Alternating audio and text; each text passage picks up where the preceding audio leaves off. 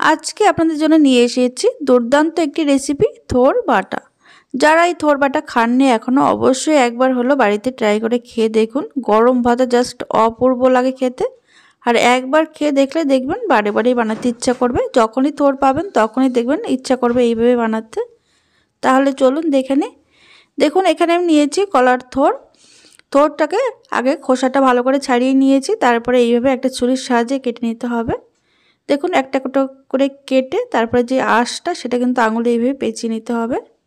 এইভাবে দেখুন প্রত্যেকটা আমি কেটে নিয়েছি। এখানে দুটো থোর নিয়েছি, দুটোই কিন্তু কেটে নিয়েছি। তারপরে এগুলো মাঝখান থেকে দুভাগ করে নিচ্ছি। এবার এইগুলোকে সরাসরি কিন্তু একটু হলুদ জলে ভিজিয়ে রাখতে হবে।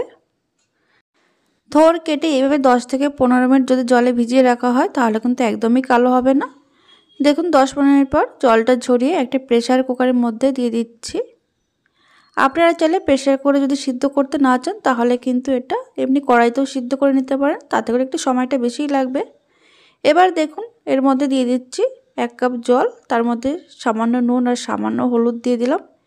এবার এই ঢাকনাটা আটকে আমি 3টে সিটি দিয়ে নেব। এবার এই থোরের জন্য একটা স্পেশাল মশলা তৈরি করে নিচ্ছি। দেখুন একটা মিক্সিং জারের মধ্যে দিয়ে দিচ্ছি 1 চা চামচ কালো সর্ষে, 1 চা চামচ হলুদ সর্ষে। এবার এর মধ্যে দিয়ে দেব সামান্য নারকেল কুচি, দিয়ে দেব এর মধ্যে 3টে কাঁচা লঙ্কা। তবে ঝাল আপনারা আপনাদের স্বাদ অনুযায়ী কম বা বেশি করতে পারেন। এখানে এই লঙ্কা এমনিতেই প্রচণ্ড পরিমাণে ঝাল, তার জন্য আমি 3টেই দিয়েছি। আর দিয়ে দিলাম 2 চামচ রোস্টেড বা শুকনো খোলায় ভাজা বাদাম। এবার এর মধ্যে অল্প জল দিয়ে এটা একদম মিহি করে বেটে নেব। দেখুন মশলাটা একদম বেটে নিয়েছি মিহি করে। আর এদিকে দেখুন থোরটা কিন্তু সিদ্ধ হয়ে গেছে খুব সুন্দরভাবে।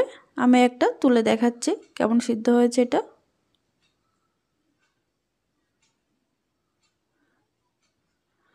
এবার এটাকে পুরোপুরি ঠান্ডা করে নিতে হবে। দেখুন জলটা ঝরিয়ে ঠান্ডা করে নিয়েছি।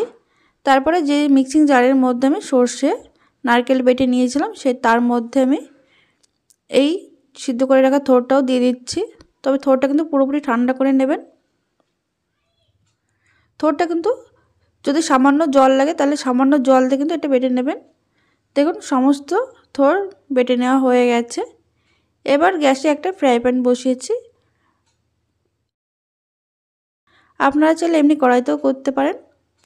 দেখুন ফ্রাই প্যানে 2 চামচ সর্ষের তেল দিয়ে তার মধ্যে দিয়ে দিয়েছি 1/2 টিস্পুন কালো জিরে আর একটা শুকনো লঙ্কা ফোড়ন। ফোড়নটা মিডিয়াম আছে 10 থেকে 15 সেকেন্ড একটু নাড়াচাড়া করে নেওয়ার পর এবার এর মধ্যে দিয়ে দিচ্ছি চিংড়ি মাছ বাটা। এখানে আমি ছোটো সাইজের চিংড়ি 6 থেকে 7টা নিয়েছিলাম, সেটা একটু শিলে বেটে নিয়েছি। তবে একদম মিহি বাটা করিনি, একটু দানা দানা মতন আছে। এই চিংড়ি বাটাটা দিলে কিন্তু টেস্ট দ্বিগুণ বেড়ে যায়। আপনারা যদি পুরোপুরি নিরামিষ করতে চান তাহলে চিংড়ি মাছটা অ্যাভয়েড করতে পারেন। আর চিংড়ি মাছটা দিয়ে কিন্তু খুব একটা বেশি নাড়াচাড়া করা যাবে না। হালকা নাড়াচাড়া করে নেওয়ার পর এই যে থোর বাটাটা সেটা কিন্তু তেলের পর দিয়ে দিতে হবে। এবার গ্যাসের ফ্লেম মিডিয়ামে রেখে এটা কিন্তু নাড়াচাড়া করব কন্টিনিউ।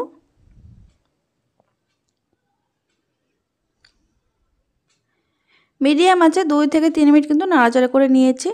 এরকম যদি কোনো ছড়ানো পাত্রে যদি এটা তৈরি করা হয় তাহলে দেখবেন খুব একটা বেশি সময় লাগবে না, কম সময়ের মধ্যে কিন্তু রান্নাটা হয়ে যাবে। দেখুন 3 থেকে 4 মিনিট এটা নাড়াচাড়া করে নেওয়ার পর যখন একটু পরিমাণে কমে আসবে তখন এর মধ্যে সর্ষে আর নারকেল বাটাটা দিয়ে দিচ্ছি আমি। সর্ষে নারকেল আর বাদাম যেটা একসঙ্গে বেটে রেখেছিলাম সেটা দিয়ে দিলাম। দিয়ে এবার ভালো করে মিশিয়ে নেব থোর বাটার সঙ্গে।